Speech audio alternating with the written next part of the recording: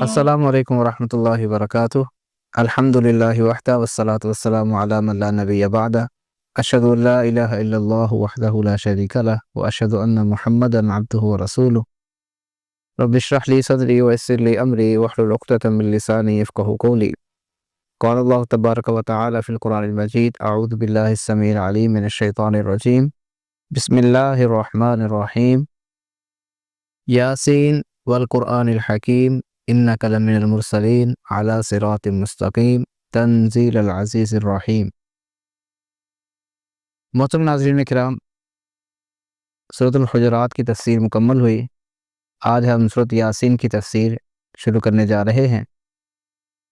سورۃ یاسین وہ سورت ہے جو ہمارے ہاں روزانہ بے شمار افراد صبح کے وقت اس کی تلاوت کرتے ہیں۔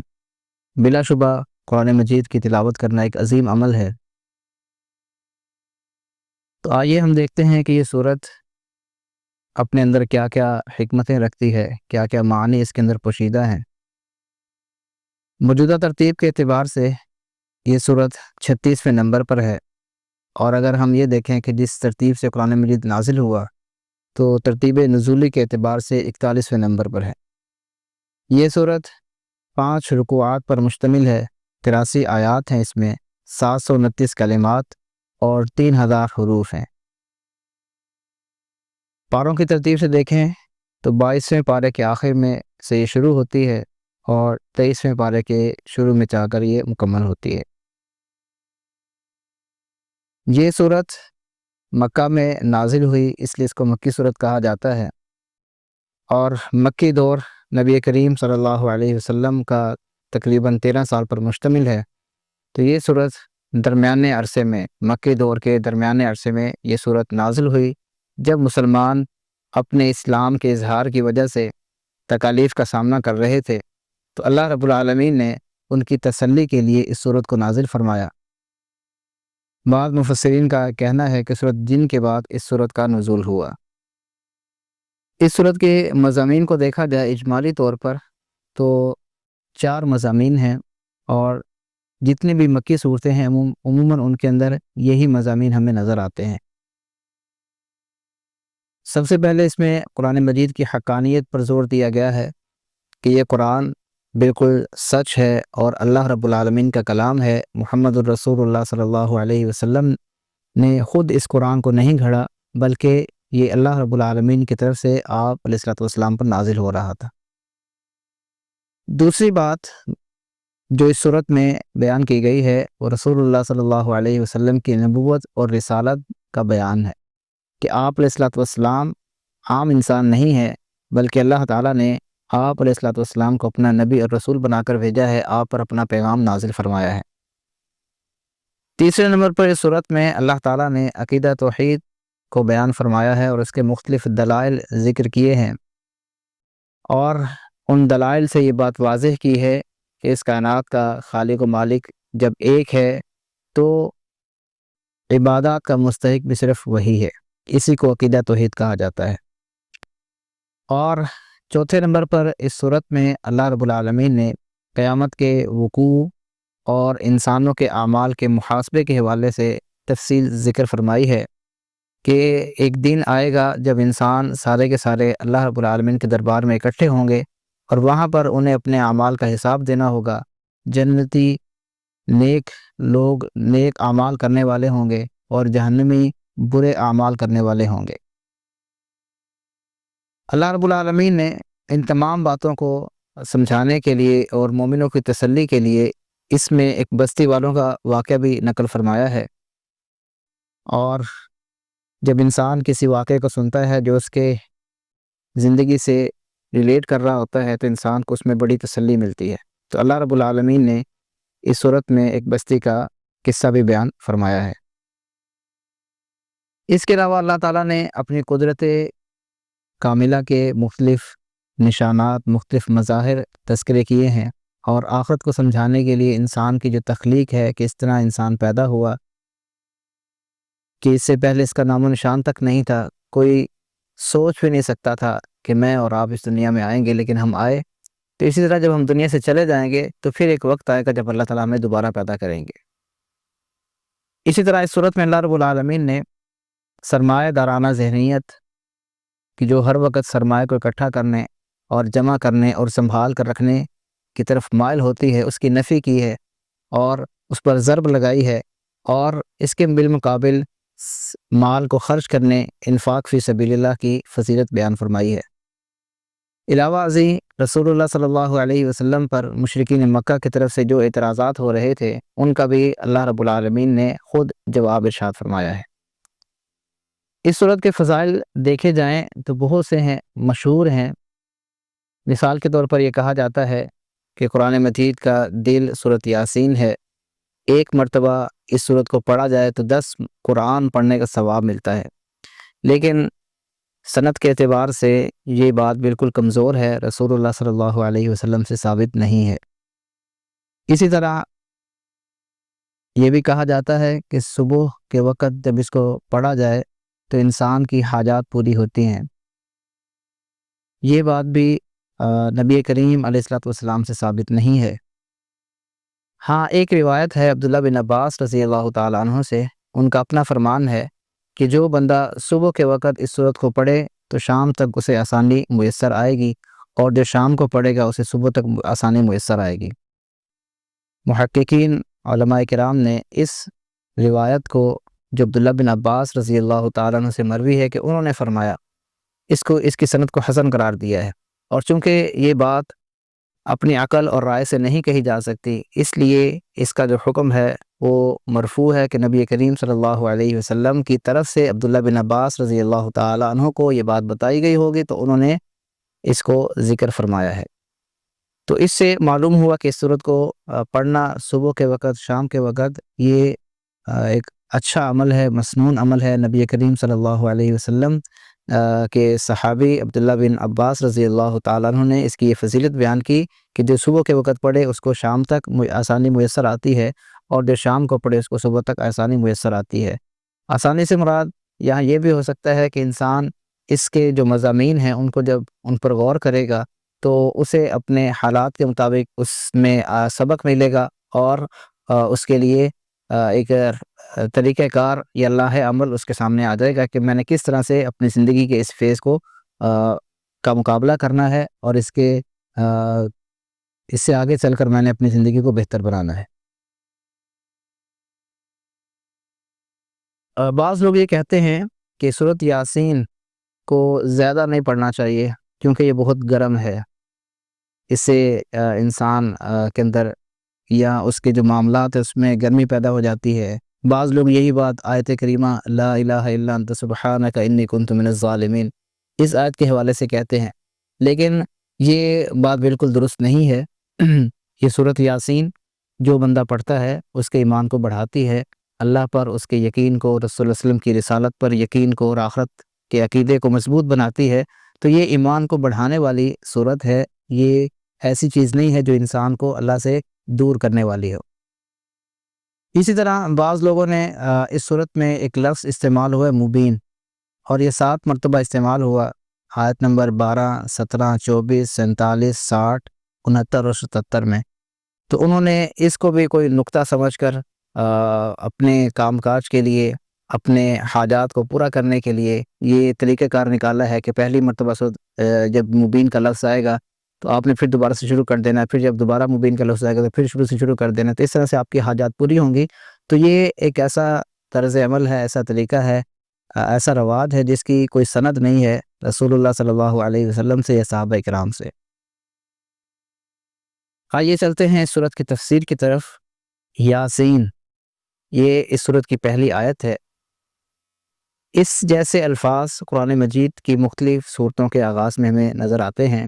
کہیں پر یہ ایک حرف کی شکل میں ہے جیسے قاف، نون، صاد، کہیں یہ 2 حروف پر مشتمل ہیں جیسے یہاں پر ہے یاسین، توسین، توہا، کہیں پر یہ 3 حروف پر مشتمل ہیں طاسیم میم، الف لام میم، اور کہیں 4 حروف ہیں الف لام میم را، کہیں 5 ہیں کاف ہا یا عین صاد۔ تو انہیں حروف مقطعات کہا جاتا ہے۔ مقطعات یعنی قطع کیے ہوئے، ٹکڑے کیے ہوئے، علیحدہ علیحدہ جنہیں پڑھا جاتا ہے۔ یہ قرآن مجید کی 29 صورتوں کے آغاز میں ہیں۔ ان کا معنی اور مفہوم کیا ہے، اس میں مختلف اقوال ذکر کیے گئے ہیں تفسیروں میں، لیکن سب کا خلاصہ اور نچوڑ یہی ہے کہ اس کا صحیح مطلب اور مفہوم اللہ تعالیٰ بہتر جانتے ہیں۔ اللہ عالم بمرادہ، اس کا مفہوم اللہ تعالیٰ بہتر جانتے ہیں۔ تو سوال یہ ذہن میں آتا ہے کہ پھر مختلف صورتوں کے آغاز میں یہ حروف کیوں لائے گئے ہیں؟ تو اس کی 2 وجوہات بیان کی جاتی ہیں۔ ایک تو کفار کو چیلنج کرنے کے لیے کہ قرآن مجید انہی حروف تہجی سے مل کر بنا ہے۔ اگر تم یہ سمجھتے ہو کہ رسول اللہ صلی اللہ علیہ وسلم نے یہ قرآن خود بنایا ہے، تو پھر تم بھی ان حروف تہجی کو استعمال کر کے قرآن جیسی کوئی کتاب لے آؤ، یا اس جیسی 10 صورتیں لے آؤ، یا اس جیسی ایک صورت لے آؤ، یا اس جیسی صورت کا کوئی ایک حصہ لے آؤ۔ تو گویا کہ اس صورت کا جو استعمال، ان الفاظ کا جو استعمال کیا گیا ان حروف کا، تو یہ کفار کو چیلنج کرنے کے لیے ہے۔ اور دوسرا اس کا مقصد یہ بھی بیان کیا گیا کہ یہ سامعین کو ہوشیار کرنے کے لیے ہے کہ کوئی ایسی عجیب یعنی بات کی جا رہی ہے جو آپ کے فائدے کی ہے، غور سے سنو۔ یاسین، طٰہٰ۔ بعض لوگ کہتے ہیں کہ یہ نبی کریم صلی اللہ علیہ وسلم کا نام ہے، لیکن کسی بھی صحیح روایت سے یہ بات معلوم نہیں ہوتی۔ بعض مفسرین نے اس کا اور مقصد بھی بیان کیا ہے کہ یہ الفاظ جو ہیں، یہ حروف مختلف صورتوں کے شروع میں اس لیے آئے ہیں تاکہ مومنوں کی آزمائش ہو، کہ مومن ایسے الفاظ، ایسے حروف جن کا معنی مفہوم وہ نہیں جانتے، کیا اس پر ایمان لاتے ہیں، یہ سمجھ کر کہ نبی کریم صلی اللہ علیہ وسلم نے فرمایا کہ یہ اللہ کی طرف سے نازل شدہ ہے۔ تو گویا کہ ان الفاظ کا، ان حروف کے 3 مقاصد ہیں: کفار کو چیلنج کرنے کے لیے، مومنوں کی آزمائش کے لیے، اور سامعین کو ہوشیار کرنے کے لیے۔ اس کے بعد دوسری آیت کی طرف ہم چلتے ہیں، والقرآن الحکیم، یاسین والقرآن الحکیم۔ یہاں جو شروع میں واو ہے، یہ قسم کھانے کے لیے ہے۔ اللہ رب العالمین نے قسم کھائی ہے قرآن حکیم کی۔ قرآن وہ کتاب ہے، وہ اللہ کا کلام ہے جو اللہ رب العالمین نے اپنے آخری نبی حضرت محمد الرسول اللہ صلی اللہ علیہ وسلم پر نازل فرمایا ہے۔ یہ نام قرآن کا، قرآن مجید میں 69 مرتبہ آیا ہے، 50 مرتبہ القرآن ذکر ہوا، اور 19 دفعہ قرآن یعنی بغیر الف لام کے ذکر ہوا ہے۔ قرآن مجید کے جو دیگر نام خود قرآن مجید میں موجود ہیں، وہ الفرقان، الذکر اور الکتاب ہیں، یعنی القرآن، الفرقان، الذکر اور الکتاب، یہ 4 نام ہیں۔ اور اس کے علاوہ جو بھی الفاظ قرآن مجید کے متعلق قرآن میں بیان ہوئے ہیں، وہ سارے کے سارے اس کی صفات ہیں۔ لفظ قرآن جو ہے، یہ قرات سے نکلا ہے، جس کا مطلب ہے پڑھنا، بار بار پڑھنا۔ اور یہ قرآن یعنی ایسی کتاب ہے جو بار بار پڑھی جا رہی ہے اور قیامت تک پڑھی جاتی رہے گی۔ یا پھر یہ لفظ قرن سے نکلا ہے۔ قرن کا مطلب ہوتا ہے ملانا، تو جدا جدا ہونے والی آیات اور صورتوں کو اس میں ملا دیا گیا۔ نبی کریم صلی اللہ علیہ وسلم پر یہ قرآن مختلف اوقات میں مختلف مقامات پر نازل ہوا۔ پھر آپ صلی اللہ علیہ وسلم کی تلقین اور ہدایت پر مسلمانوں نے، صحابہ اکرام رضی اللہ تعالیٰ عنہم اجمعین نے اس کو ایک یعنی کتاب کی شکل میں مرتب کیا، تو اس لیے اس کا نام قرآن ہے۔ یہ بعض لوگوں نے کہا کہ اس کا یہ جو لفظ ہے قرا سے نکلا ہے، جن اس کا مطلب جمع کرنا ہے کہ اس کتاب نے، قرآن نے سابقہ کتب کو اپنے اندر جمع کر لیا اور ان کے علوم کا یہ مجموعہ ہے۔ قرآن کی عظمت کے کیا کہنے کہ یہ رب تعالیٰ کا کلام ہے، اور مشہور مقولہ ہے کلام الملوک ملک الکلام، بادشاہوں کی جو بات ہوتی ہے وہ باتوں کی بادشاہ ہوتی ہے۔ تو یہ قرآن جو ہے اللہ رب العالمین کا کلام ہے، جو سارے انسانوں کا رب ہے، سب انسانوں کا بادشاہ ہے، اور سب انسانوں کا معبود ہے۔ رسول اللہ صلی اللہ علیہ وسلم جب بھی خطبہ ارشاد فرماتے تھے، لوگوں سے خطاب فرماتے تھے، تو اس میں کہا کرتے تھے ان خیر الحدیث کتاب اللہ، بہترین بات اللہ کی کتاب ہے۔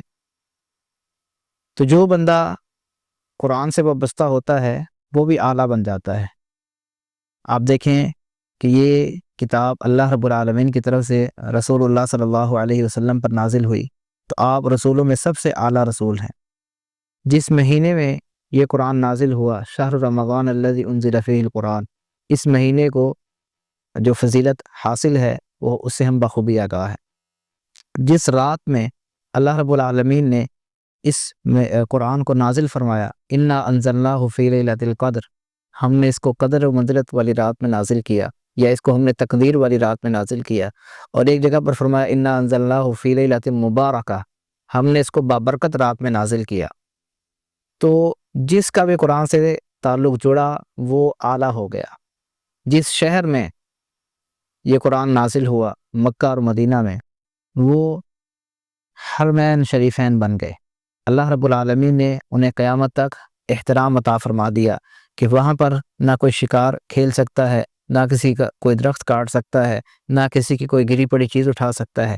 امن و امان، اور بالکل اللہ تعالیٰ نے اس کو احترام والا بنا دیا۔ اور جس نماز میں قرآن جتنا زیادہ پڑھا جاتا ہے وہ نماز اتنی ہی اعلیٰ بن جاتی ہے۔ رسول اللہ صلی اللہ علیہ وسلم نے فرمایا، صحیح مسلم کی روایت ہے، حدیث نمبر 756، آپ صلی اللہ علیہ وسلم فرماتے ہیں افضل الصلاۃ طول القنوت، سب سے افضل نماز وہ ہے جس میں قیام لمبا ہو۔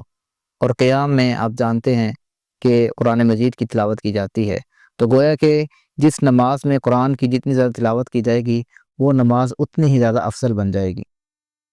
رسول اللہ صلی اللہ علیہ وسلم فرماتے ہیں کہ اگر کسی جگہ پر مسلمان اکٹھے ہیں، نماز کا وقت ہو چکا ہے، تو ان میں سے امامت کا حقدار وہ بندہ ہے، یا القوم اقرأہم لکتاب اللہ، جو کتاب اللہ کو ان سب سے زیادہ پڑھنے والا ہے، سب سے زیادہ قرآن کا قاری ہے۔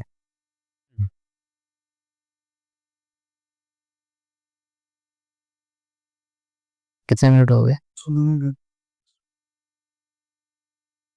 اور اسی طرح رسول اللہ صلی اللہ علیہ وسلم غزوہ احد کے موقع پر جب مسلمان شہید ہوئے، 70 مسلمانوں نے اپنی جان قربان کی، تو اس موقع پر نبی کریم علیہ الصلوۃ والسلام نے اجتماعی قبریں بنا کر، یعنی ایک قبر میں 2 3 4 افراد کو دفن فرمایا۔ تو آپ صلی اللہ علیہ وسلم جب 3 میتوں کو یا 4 میتوں کو دفن کر رہے تھے تو آپ صلی اللہ علیہ وسلم پوچھتے تھے کہ ان میں سے قرآن کس کو زیادہ آتا تھا؟ تو جس کے بارے میں بتایا جاتا ہے کہ اس کو قرآن زیادہ یاد تھا، زیادہ یہ پڑھنے والا تھا، تو نبی کریم علیہ الصلوۃ والسلام اس کو قبر میں آگے رکھتے تھے۔ تو جو بھی قرآن مجید سے جڑتا ہے، اپنا تعلق مضبوط کرتا ہے، اللہ رب العالمین اس کو دنیا اور آخرت میں مقام عطا فرماتے ہیں، اور اس کا جو مرتبہ ہے وہ بلند ہو جاتا ہے۔ رسول اللہ صلی اللہ علیہ وسلم کے دوسرے خلیفہ سیدنا عمر فاروق رضی اللہ تعالی عنہ، انہوں نے اپنے دور خلافت میں ایک شخص کو مکہ کا گورنر بنایا جس کا نام نافع بن عبد الحارث تھا۔ پھر کچھ عرصے کے بعد سیدنا عمر رضی اللہ تعالیٰ عنہ کی نافع بن عبد الحارث سے عثفان جگہ پر ملاقات ہوئی، تو حضرت عمر رضی اللہ عنہ نے پوچھا کہ تم یہاں کیا کر رہے ہو؟ تمہیں تو میں نے مکہ کا گورنر بنایا تھا۔ تو نافع نے کہا کہ میں نے اپنی جگہ پر اب ایک نائب مقرر کیا ہے اور میں اس کو ذمہ داری دے کر آیا ہوں۔ تو سیدنا عمر رضی اللہ تعالیٰ عنہ نے پوچھا کہ کس کو اپنا گورنر بنایا ہے؟ تو نافع نے کہا کہ میں نے ابن ابی ابزہ کو اپنا نائب بنایا ہے۔ تو سیدنا عمر فاروق رضی اللہ تعالیٰ عنہ نے پوچھا ابن ابی ابزہ کون ہے؟ تو انہوں نے کہا ابن ابی ابزہ وہ ہے جو قارئ لکتاب اللہ عالم بالفرائض، جو پورے مکہ میں سب سے بڑا قاری ہے، کتاب اللہ کو پڑھنے والا ہے، اور فرائض کا، میراث کا اور وراثت کے مسائل کا سب سے بڑا عالم ہے، تو میں اس کو اپنی جگہ پر اپنا نائب بنا کر آیا ہوں۔ تو سیدنا عمر فاروق رضی اللہ تعالیٰ عنہ نے جب اس کے بارے میں پوچھا کہ وہ کون ہے، تو ایک تو انہوں نے اس کی یہ تعریف کی اور ساتھ یہ بتایا کہ وہ آزاد کردہ غلام ہے۔ تو سیدنا عمر فاروق رضی اللہ تعالیٰ عنہ نے کہا کہ تم نے ٹھیک کیا، اگرچہ وہ آزاد کردہ غلام ہے لیکن کتاب اللہ کا قاری ہونے کی وجہ سے وہ اس لائق تھا کہ وہ تمہارا نائب بنتا۔ اور آپ نے فرمایا کہ نبی کریم صلی اللہ علیہ وسلم سے میں نے سنا تھا، آپ صلی اللہ علیہ وسلم نے فرمایا تھا ان اللہ یرفع بہذا الکتاب اقواما ویضع بآخرین، کہ اللہ رب العالمین اس کتاب قرآن مجید کی وجہ سے بہت سے لوگوں کو بلند مرتبہ عطا فرمائیں گے، اور بہت سے لوگ اس قرآن پر عمل نہ کرنے کی وجہ سے ذلیل و رسوا ہو جائیں گے۔ تو اس کی ایک مثال ہمارے سامنے آ گئی کہ آزاد کردہ غلام ہے، لیکن آزاد لوگوں کا وہ گورنر بنا ہوا ہے۔ کس وجہ سے؟ کہ انہ لقاری لکتاب اللہ، کہ وہ کتاب اللہ کا قاری ہے۔ یہ قرآن وہ چیز ہے جسے اللہ رب العالمین نے قرآن مجید میں ہی تھامنے کا حکم دیا ہے۔ اللہ تعالیٰ ارشاد فرماتے ہیں وَاعْتَصِمُوا بِحَبْلِ اللَّهِ جَمِيعًا وَلَا تَفَرَّقُوا، کہ اے مومنو اللہ کی رسی کو مضبوطی سے تھام لو۔ تو نبی کریم صلی اللہ علیہ وسلم نے فرمایا کہ حبل اللہ جو ہے وہ قرآن مجید ہے، اور یہ اس اللہ تعالیٰ کا نازل کردہ کلام ہے جو ساری کائنات کا خالق اور مالک ہے، اور اس قرآن کی حفاظت کا ذمہ بھی اسی اللہ نے لیا ہے۔ اِنَّا نَحْنُ نَزَّلْنَا الذِّكْرَ وَإِنَّا لَهُ لَحَافِظُونَ۔ تو اس جیسی کتاب لانا کسی انسان کے بس کی بات نہیں ہے۔ اس کی جو تاثیر ہے وہ مشہور عالم ہے۔ سب جانتے ہیں کہ رسول اللہ صلی اللہ علیہ وسلم جب اس قرآن کو پڑھا کرتے تھے تو مکہ کے کافر بھی چھپ چھپ کر سنا کرتے تھے۔ سیدنا ابوبکر صدیق رضی اللہ تعالیٰ عنہ جب اپنے گھر میں پڑھتے تو مشرکین کے بچے اور عورتیں باہر اکٹھے ہو جاتے اور سنتے، تو مشرکین کو یہ خطرہ لاحق ہو کہ کہیں یہ مسلمان نہ ہو جائیں۔ تو یہ قرآن اثر کرتا ہے، پر تاثیر ہے، اور جو اس کے معنی اور مفاہیم پر غور و فکر کرتا ہے وہ اس کی صداقت پر ایمان لائے بغیر نہیں رہتا، اور وہ یہ سمجھ جاتا ہے کہ یہ قرآن رسول اللہ صلی اللہ علیہ وسلم کی ذاتی تصنیف نہیں ہے، بلکہ یہ اللہ رب العالمین نے نازل فرمایا ہے۔ ہماری بدنصیبی کہہ لیں، بدقسمتی کہہ لیں، یا ہمارا طرز عمل سمجھ لیں کہ ہم اس قرآن کو سمجھتے نہیں ہیں۔ اور یاد رکھیے جو لوگ اس قرآن کو سمجھنے کی طرف نہیں آتے اور اس قرآن کے ساتھ اپنا تعلق نہیں جوڑتے، اس قرآن کے احکامات کو پس پش ڈال دیتے ہیں، ان کے خلاف رسول اللہ صلی اللہ علیہ وسلم بذات خود اللہ رب العالمین کے دربار میں مقدمہ دائر کریں گے اور فرمائیں گے وقال الرسول یا رب ان قوم اتخذوا هذا القرآن مہجورا، کہ میری قوم نے اس قرآن کو چھوڑ دیا تھا۔ جبکہ جو صحیح مسلمان تھے، جو اچھے اور سچے اور پکے مسلمان تھے، ان کا طرز عمل اللہ تعالیٰ نے قرآن مجید میں یہ بیان فرمایا ہے انما المؤمنون الذين اذا ذكر الله وجلت قلوبهم واذا تليت عليهم آیاته زادتهم ایمانا۔ مومن تو وہ ہیں کہ جب اللہ کا ذکر ان کے سامنے کیا جاتا ہے تو ان کے دل ڈر جاتے ہیں، اور جب اس کی آیات کی تلاوت کی جاتی ہے تو ان کے ایمان میں اضافہ ہوتا ہے۔ تو مجھے اور آپ کو اس بات پر غور کرنا ہے کہ قرآن مجید کو سن کر، اس کو پڑھ کر کیا ہمارے ایمان میں اضافہ ہوتا ہے، یا ہم اسی روٹین کے ساتھ جو چل رہا ہے اسی طریقے سے ہم چلتے رہتے ہیں۔ اور اللہ تعالیٰ ارشاد فرماتے ہیں وَإِذَا سَمِعُوا مَا أُنزِلَ إِلَى الرَّسُولِ تَرَىٰ أَعْيُنَهُمْ تَفِيضُ مِنَ الدَّمْعِ مِمَّا عَرَفُوا مِنَ الْحَقِّ۔ عیسائیوں نے جب، حبشہ کے بادشاہ نجاشی نے جب اس قرآن کو سنا اور اس کے درباریوں نے سنا تو ان کے آنکھوں سے آنسو بہہ نکلے، اس لیے کہ انہوں نے حق پہچان لیا۔ تو جو بھی اس کو، چاہے مسلمان ہے چاہے نان مسلم ہے، جب اس قرآن کو سنتا ہے، اس کے معنی اور مفاہیم پر غور و فکر کرتا ہے، تو اللہ رب العالمین اس کو راہ ہدایت دکھا دیتے ہیں اور یہ قرآن اس پر اثر انداز ہوتا ہے۔ رسول اللہ صلی اللہ علیہ وسلم اور آپ کے صحابہ کرام جب بھی قرآن مجید پڑھتے تھے، سنتے تھے، تو ان کے دل پر اتنا اثر ہوتا تھا کہ عذاب والی آیات سن کر وہ رو پڑتے تھے۔ نبی کریم صلی اللہ علیہ وسلم نے عبداللہ بن مسعود رضی اللہ تعالیٰ عنہ جب قرآن سنا اور فَكَيْفَ إِذَا جِئْنَا مِن كُلِّ أُمَّةٍ بِشَهِيدٍ وَجِئْنَا بِكَ عَلَىٰ هَٰؤُلَاءِ شَهِيدًا والی آیت سنی، اپنا مقام اور مرتبہ اللہ رب العالمین کے دربار میں جو ملے گا اس کو سنا تو آپ وسلم کی آنکھوں سے آنسو آ گئے۔ تو ہمیں بھی چاہیے کہ اللہ رب العالمین کے اس کلام کو سنیں، سمجھیں، پڑھیں، اس پر غور و فکر کریں اور اس سے بے رغبتی اختیار نہ کریں۔ یہ قرآن جو یہاں پر جس کی اللہ رب العالمین نے قسم کھائی ہے، یاسین والقرآن الحکیم، قرآن حکیم کی قسم، تو یہ قسم اللہ تعالیٰ نے قرآن مجید کی شان بتانے کے لیے کھائی ہے کہ یہ قرآن بڑی عظمت والا اللہ کا کلام ہے، تو اس پر تم نے عمل کرنا ہے۔ لیکن ہم کیا کر رہے ہیں؟ ہم نے قرآن مجید کو صرف اس مقصد کے لیے مخصوص کر لیا ہے کہ جب بھی کچھ جھگڑا ہوگا تو یہ قرآن لائیں گے اور اس کے اوپر ہاتھ رکھ کے جو قسم کھا لے گا ہم کہیں گے یہ ٹھیک ہے، یہ سچا ہے۔ ہم نے جھگڑوں کا فیصلہ کرنے کے لیے، اور پڑھ کر نہیں بلکہ اس کے اٹھا کر اور اس کے اوپر ہاتھ رکھ کر ہم نے اس کو اپنا فیصلہ کرنے والا بنا لیا. یا جب دلہن کو رخصت کرنا ہوتا ہے تو اس کے لیے ہم نے اس کو استعمال کرنا شروع کر دیا ہے. یا کچھ لوگوں نے اس کو تعویذ گنڈے کا ذریعہ بنا لیا ہے، کچھ لوگوں نے اس کو اپنے مردے بخشوانے کے لیے رکھ لیا ہے، اور کچھ لوگوں نے اپنی محفلوں کو، اپنی مجالس کو، اپنی تقریبات کو، اپنی کانفرنسز کو شروع کرنے کے لیے برکت کے طور پر اس قرآن کی تلاوت کو انہوں نے رکھ لیا ہے. اس کے بعد وہ اس کانفرنس میں، اس تقریب میں قرآن کی مخالفت ہو رہی ہے، حدیث کی مخالفت ہو رہی ہے، دین اسلام کا مذاق اڑایا جا رہا ہے، لیکن ان کو پرواہ نہیں ہے. تو یہ قرآن ان چیزوں کے لیے نہیں آیا تھا. یہ قرآن اس لیے آیا تھا کہ اس کی شان اور مقام کو سمجھ کر اس پر ہم عمل کریں.